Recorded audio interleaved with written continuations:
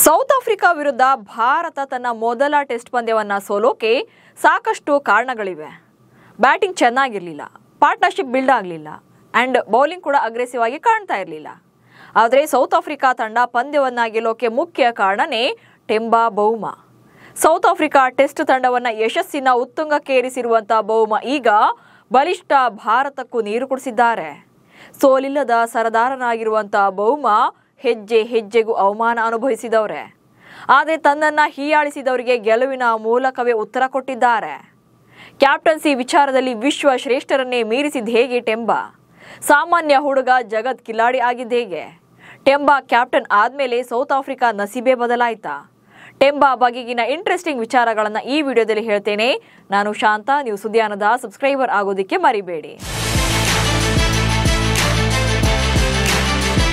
Test cricket start ಆಗಿ ಬರೋಬ್ಬರಿ 148 ವರ್ಷಗಳ ಕಳೆದಿವೆ. ಇಷ್ಟು ವರ್ಷಗಳಲ್ಲಿ ಯಾರಿಂದಲೂ ಕೂಡ ಸಾಧ್ಯವಾಗದಂತ ವಿಶೇಷ ದಾಖಲೆಯನ್ನ ಸೌತ್ ಆಫ್ರಿಕಾ ತಂಡದ ನಾಯಕ ಟೆಂಬಾ ಬೌಮಾ ಮಾಡಿ ತೋರಿಸಿದ್ದಾರೆ. ಅದು ಕೂಡ ಸೋಲಿಲ್ಲದ ಸರದಾರನಾಗಿ ಅನ್ನೋದೇ ಇಂಟ್ರೆಸ್ಟಿಂಗ್. ಇತ್ತೀಚೆಗೆ ಭಾರತದಲ್ಲಿ ನಡೆದಂತ ಮೊದಲ ಟೆಸ್ಟ್ ಪಂದ್ಯದಲ್ಲಿ ಬೌಮಾ ಪಡೆ ಭಾರತವನ್ನ ಸೋಲಿಸಿ ಸರಣಿಯಲ್ಲಿ ಲೀಡ್ ಸಾಧಿಸಿದೆ. ಈ ಗೆಲುವು ಟೆಂಬಾ ಬೌಮಾ ನಾಯಕತ್ವದಲ್ಲಿ ಸೌತ್ ಆಫ್ರಿಕಾ ತಂಡದ 10ನೇ ಟೆಸ್ಟ್ ಗೆಲುವು. ಇದರಲ್ಲಿ ಸ್ಪೆಷಾಲಿಟಿ ಏನಪ್ಪಾ ಅಂದ್ರೆ, ಬೌಮಾ ಲೀಡರ್ಶಿಪ್ ನಲ್ಲಿ 11 ಟೆಸ್ಟ್ ಪಂದ್ಯಗಳನ್ನಾಡಿರುವಂತಹ ಸೌತ್ ಆಫ್ರಿಕಾ ಒಂದೇ ಒಂದು ಪಂದ್ಯನೂ ಕೂಡ ಸೋತೇ ಇಲ್ಲ. ಈ ಮೂಲಕ ಟೆಸ್ಟ್ ಕ್ರಿಕೆಟ್ನ ಇತಿಹಾಸದಲ್ಲೇ ಒಂದೇ ಒಂದು ಟೆಸ್ಟ್ ಪಂದ್ಯವನ್ನು ಕೂಡ ಸೋಲದೆ ಮೊದಲ 10 ಮ್ಯಾಚ್ಗಳನ್ನ ಗೆದ್ದ ವಿಶ್ವದ ಮೊದಲ ಕ್ಯಾಪ್ಟನ್ ಎಂಬ ವಿಶ್ವ ದಾಖಲೆಯನ್ನ ಟೆಂಬಾ ಬೌಮಾ ನಿರ್ಮಿಸಿದ್ದಾರೆ. ಅತಿ ಕಡಿಮೆ ಪಂದ್ಯಗಳ ಮೂಲಕ ಮೊದಲ 10 ಗೆಲುವನ್ನ ಕಂಡ ನಾಯಕ ಎನ್ನುವಂತಹ ಸಾಧನೆ ಕೂಡ ಮಾಡಿದ್ದಾರೆ. ವೆಸ್ಟ್ ಇಂಡೀಸ್ ವಿರುದ್ಧ ಮಾತ್ರವೇ ಡ್ರಾ ಆಗಿದೆ ಮ್ಯಾಚ್. ಟೆಂಬಾ ಬೌಮಾ 2023ರ ಫೆಬ್ರವರಿ 28ರಂದು ಸೆಂಚುರಿಯನ್ನಲ್ಲಿ ವೆಸ್ಟ್ ಇಂಡೀಸ್ ವಿರುದ್ಧ ಟೆಸ್ಟ್ ನಾಯಕತ್ವಕ್ಕೆ ಪದಾರ್ಪಣೆಯನ್ನ ಮಾಡ್ತಾರೆ. ಈ ಪಂದ್ಯದಲ್ಲಿ ದಕ್ಷಿಣ ಆಫ್ರಿಕಾ ತಂಡವನ್ನ 87 ರನ್ಗಳ ಗೆಲುವಿನತ್ತ ಮುನ್ನಡೆಸ್ತಾರೆ. ಅಲ್ಲಿಂದ 2023-25ರ ವಿಶ್ವ ಟೆಸ್ಟ್ ಚಾಂಪಿಯನ್ಶಿಪ್ ಆವೃತ್ತಿಯಲ್ಲಿ ಟೆಂಬಾ ಬೌಮಾ ದಕ್ಷಿಣ ಆಫ್ರಿಕಾವನ್ನ 8 ಪಂದ್ಯಗಳಲ್ಲಿ 7 ಗೆಲುವುಗಳೊಂದಿಗೆ ಮುನ್ನಡೆಸಿದ್ರು. ಪೋರ್ಟ್ ಆಫ್ ಸ್ಪೇನ್ನಲ್ಲಿ 2024ರ ಆಗಸ್ಟ್ 7ರಿಂದ 11ರವರೆಗೆ ನಡೆದ ವೆಸ್ಟ್ ಇಂಡೀಸ್ ವಿರುದ್ಧದ ಟೆಸ್ಟ್ ಪಂದ್ಯದಲ್ಲಿ ಮಾತ್ರವೇ ಗೆಲ್ಲೋಕೆ ಸಾಧ್ಯವಾಗಿಲ್ಲ. ಹಾಗಂತ ಪಂದ್ಯವನ್ನು ಕೂಡ ಸೋತಿಲ್ಲ. ಪಂದ್ಯ ಡ್ರಾನಲ್ಲಿ ಕೊನೆಗೊಂಡಿತ್ತು. ಹಾಗೆ ವಿಶ್ವ ಟೆಸ್ಟ್ ಚಾಂಪಿಯನ್ಶಿಪ್ ಫೈನಲ್ನಲ್ಲಿ ಬಲಿಷ್ಠ ಆಸ್ಟ್ರೇಲಿಯಾ ತಂಡವನ್ನೇ ಸೋಲಿಸಿ ದಕ್ಷಿಣ ಆಫ್ರಿಕಾವನ್ನ ಚಾಂಪಿಯನ್ ಪಟ್ಟಕ್ಕೇರಿಸಿದ್ರು. ಇನ್ನು ಕಳೆದ ಅಕ್ಟೋಬರ್ನಲ್ಲಿ ಪಾಕಿಸ್ತಾನ ವಿರುದ್ಧ ಮೊದಲ ಟೆಸ್ಟ್ ಪಂದ್ಯವನ್ನ ಸೌತ್ ಆಫ್ರಿಕಾ ಸೋತಿದೆ ಅಂದ್ರೂ ಕೂಡ ಆ ಪಂದ್ಯಕ್ಕೆ ಟೆಂಬಾ ಬೌಮಾ ಕ್ಯಾಪ್ಟನ್ ಆಗಿರಲಿಲ್ಲ ಅಂಡ್ ಆಡಮ್ ಮಾಕ್ರಾಮ್ ಕ್ಯಾಪ್ಟನ್ ಆಗಿ ಸರಣಿಯನ್ನ ಲೀಡ್ ಮಾಡಿದ್ರು. ಈಗ ಭಾರತದ ಸರಣಿಗೆ ಟೆಂಬಾ ಕ್ಯಾಪ್ಟನ್ ಆಗಿ ಕಮ್ಬ್ಯಾಕ್ ಮಾಡಿ ಮೊದಲ ಪಂದ್ಯವನ್ನ ಗೆಲ್ಲಿಸಿದ್ದಾರೆ. ಸೊ ಇಡೀ ಜಗತ್ತೇ ಟೆಂಬಾ ನಾಯಕತ್ವಕ್ಕೆ ಶಹಬಾಸ್ ಹೇಳ್ತಾ ಇದೆ. ಆದರೆ ಟೆಂಬಾ ಬೆಳೆದು ಬಂದ ಹಾದಿ ಮಾತ್ರ ಅಷ್ಟು ಈಸಿಯಾಗಿ ಇರಲೇ ಇಲ್ಲ. ಆತನ ಬಣ್ಣ, ಆತನ ಎತ್ತರ, ಆತನ ಆಕಾರ ಎಲ್ಲವೂ ಕೂಡ ಅವಮಾನಕ್ಕೊಳಗಾಗಿದೆ. ಪದೇ ಪದೇ ಟ್ರೋಲ್ ಆಗಿದೆ. ಕೋಟಾ ಕ್ಯಾಪ್ಟನ್ ಎನ್ನುವಂತಹ ಟ್ಯಾಗ್ ಲೈನ್ ಕೂಡ ಆತನ ಹಣೆಗಂಟಿದೆ.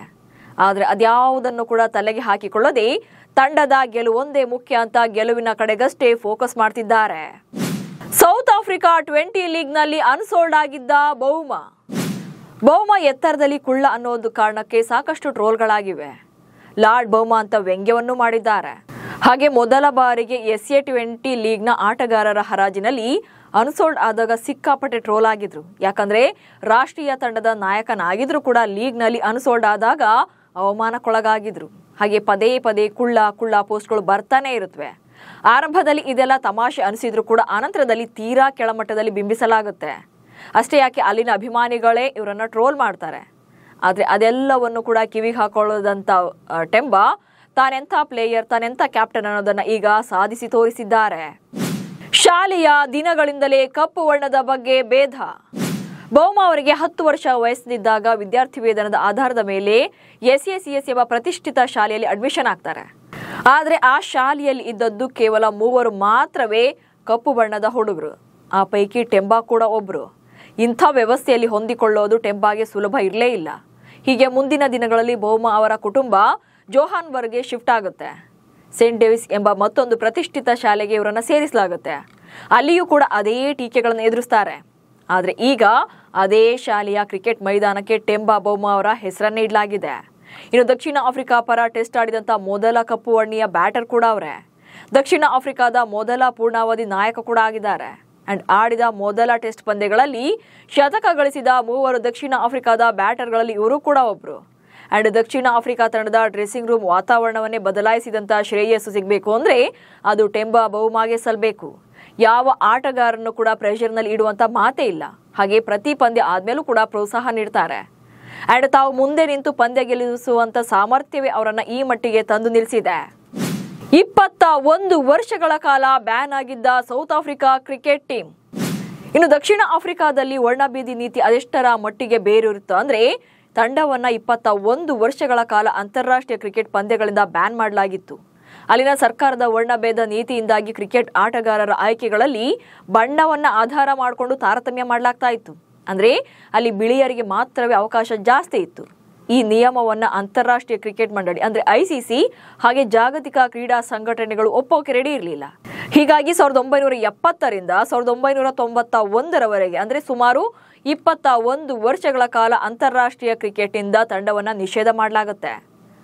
ಆದರೆ 1991ರಲ್ಲಿ ವರ್ಣಭೇದ ನೀತಿ ಕೊನೆಗೊಂಡ ಬಳಿಕ ದಕ್ಷಿಣ ಆಫ್ರಿಕಾ ಅಂತಾರಾಷ್ಟ್ರೀಯ ಕ್ರಿಕೆಟ್ಗೆ ಕಂಬ್ಯಾಕ್ ಅನ್ನ ಮಾಡುತ್ತೆ.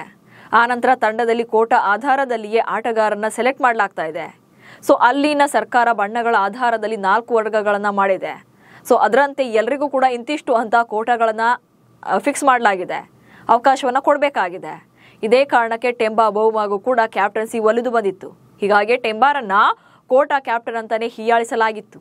ಆದ್ರೆ ಅದೆಲ್ಲವನ್ನು ಮೀರಿ ಗೆದ್ದು ಸಾಧಿಸಿದ್ದು ಟೆಂಬಾ ಅವರ ಚರಿತ್ರೆ ಆಗ್ತಿದೆ. ಚೋಕರ್ಸ್ ಹಣೆಪಟ್ಟಿ ಅಳಿಸಿದ ಬೌಮಾ. ಇನ್ನು ನಿಮ್ಗೆಲ್ಲ ಗೊತ್ತಿರುವಂತೆ ಕ್ರಿಕೆಟ್ ಜಗತ್ತಿನಲ್ಲಿ ಸೌತ್ ಆಫ್ರಿಕಾ ತಂಡವನ್ನ ಚೋಕರ್ಸ್ ಅಂತಾನೆ ಕರೀತಾರೆ. ಅದಕ್ಕೆ ಕಾರಣ ಬಿಗ್ ಟೂರ್ನಮೆಂಟ್ಗಳಲ್ಲಿ ಸೆಮಿಸ್ ಅಥವಾ ಫೈನಲ್ನಲ್ಲಿ ತಲುಪಿದ್ರು ಕೂಡ ಅಲ್ಲಿಂದ ಸೋತು ಟ್ರೋಫಿ ವಂಚಿತರಾಗ್ತಾ ಇರೋದು. ಆದ್ರೆ ಈ ಹಣೆಪಟ್ಟಿಯನ್ನು ಅಳಿಸಿದ್ದೇ ಟೆಂಬಾ. 2023-25ರ ವಿಶ್ವ ಟೆಸ್ಟ್ ಚಾಂಪಿಯನ್ಶಿಪ್ ಗೆಲ್ಲೋ ಮೂಲಕ ಕೆಪ್ಲರ್ ವೆಸೆಲ್ಸ್, ಹ್ಯಾನ್ಸಿ ಕ್ರೋನಿಯೆ, ಗ್ರೇಮ್ ಸ್ಮಿತ್ ಇವರಿಂದಲೂ ಕೂಡ ಸಾಧ್ಯವಾಗದಂತ ಸೌತ್ ಆಫ್ರಿಕಾ ತಂಡದ ಚೋಕರ್ಸ್ ಪಟ್ಟವನ್ನ ಅಲ್ಲಿಂದ ಹೊರತರೋಕೆ ಸಾಧ್ಯವಾಗಿದೆ ಇವರಿಂದ. ಅದನ್ನ ಮಾಡಿ ತೋರಿಸಿದ್ದೇ ಟೆಂಬಾ ಬೌಮಾ. ಅದು ಕೂಡ ಬಲಿಷ್ಠ ಆಸ್ಟ್ರೇಲಿಯಾವನ್ನ ಫೈನಲ್ ಪಂದ್ಯದಲ್ಲಿ ಸೋಲಿಸಿ ಅನ್ನೋದು ಈಗ ಇತಿಹಾಸವಾಗಿದೆ. ಇನ್ನು ಟೆಂಬಾ ಬೌಮಾ ಈ ಮಟ್ಟಿಗಿನ ಸಕ್ಸಸ್ಗೆ ಕಾರಣವೇ ಅವರಲ್ಲಿರುವಂತ ಸಿಂಪ್ಲಿಸಿಟಿ. ತಂಡದ ಆಟಗಾರರ ಜೊತೆ ತುಂಬಾನೇ ಪೇಷನ್ಸ್ ಇಂದ ವಿಶ್ವಾಸದಿಂದ ನಡ್ಕೊಳ್ತಾರೆ. ಅಂಡ್ ತುಂಬಾನೇ ಕೂಲ್ ಪರ್ಸನ್. ಅದೆಷ್ಟರ ಮಟ್ಟಿಗೆ ಅಂದ್ರೆ ಟೀಮ್ ಇಂಡಿಯಾದ ಮಾಜಿ ಕ್ಯಾಪ್ಟನ್ ಆಗಿದ್ದಂತ ಮಹೇಂದ್ರ ಸಿಂಗ್ ಧೋನಿ ಹಾಗೆ ಕೇನ್ ವಿಲಿಯಮ್ಸನ್ ಅವರನ್ನು ಕೂಡ ಕೂಲ್ ಕ್ಯಾಪ್ಟನ್ ಅಂತಾರೆ. ಬಟ್ ಅವರಿಗಿಂತಲೂ ಒಂದು ಹೆಜ್ಜೆ ಮುಂದೆ ಅನ್ನುವಂತೆ ಟೆಂಬಾ ಬೌಮಾ ಇದ್ದಾರೆ. ಎಂಥದ್ದೇ ಸಿಚುಯೇಷನ್ ಇರಲಿ, ಪರಿಸ್ಥಿತಿ ಎಂಥದ್ದೇ ಬರಲಿ, ಕೂಲ್ ಅಂಡ್ ಕಾಮ್ ಆಗಿ ಹ್ಯಾಂಡಲ್ ಮಾಡ್ತಾರೆ. ಅಂಡ್ ವೆಲ್ ಬಿಹೇವ್ಡ್ ಪ್ಲೇಯರ್ ಅಂತ ಕರೆಸ್ಕೊಂಡಿದ್ದಾರೆ. ಮೈದಾನದಲ್ಲಿ ಯಾವತ್ತೂ ಕೂಡ ಹಿಗ್ಗೋದು ಇಲ್ಲ, ಕುಗ್ಗೋದು ಇಲ್ಲ. ಇದನ್ನ ನೀವು ಕೂಡ ನೋಡಿರ್ತೀರ.